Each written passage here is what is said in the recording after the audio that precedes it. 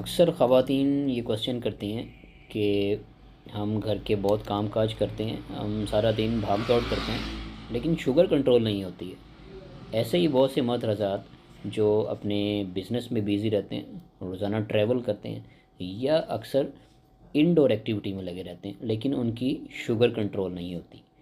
تو یاد رکھیے گا، سٹریس اور انزائٹی یہ ایک ریزن ہے جس کی وجہ سے ہماری شوگر کنٹرول نہیں ہو پاتی، باوجود یہ کہ ہم بہت اچھی میڈیکیشن پہ ہوں۔ جب ہم سٹریس میں ہوتے ہیں تو اس وقت ہماری باڈی میں فیئر، فائٹ اینڈ فلائٹ کو کنٹرول کرنے کے لیے جو ہارمونز ہیں وہ ریلیز ہوتے ہیں، ان میں کارٹیسول اور ایڈرینالین شامل ہیں۔ یہ ہارمون بیسیکلی ہماری باڈی میں گلوکوز لیول بڑھا دیتے ہیں، جگر سے زیادہ شکر خارج ہونا شروع ہو جاتی ہے اور انسولین کی حساسیت، سینسٹیوٹی کم ہو جاتی ہے۔ یہ نکلتا ہے کہ جسم میں شوگر لیول تیزی سے بڑھنا شروع ہو جاتا ہے اور شوگر پر کنٹرول ختم ہو جاتا ہے، باوجود ہماری اچھی میڈیکیشن کے شوگر کنٹرول نہیں ہو پاتا۔ ٹائپ 2 ڈائبٹیز کے ساتھ پرسن زیادہ افیکٹڈ ہوتے ہیں، خاص طور پر وہ لوگ جو سینسٹیو ہیں، جن لوگوں کی نیند پوری نہیں ہے، اور وہ مرد اور خواتین حضرات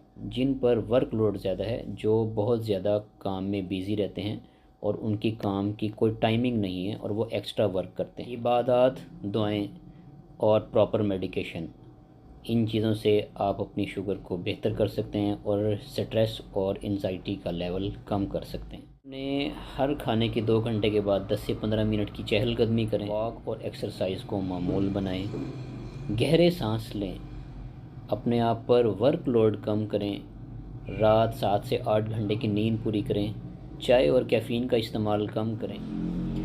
ان طریقوں پر عمل کر کے آپ اپنا کارٹیسول لیول کم کر سکتے ہیں، سٹریس کم کر سکتے ہیں اور اپنی شوگر کو بہتر طریقے سے مینیج کر سکتے ہیں۔ Thank you.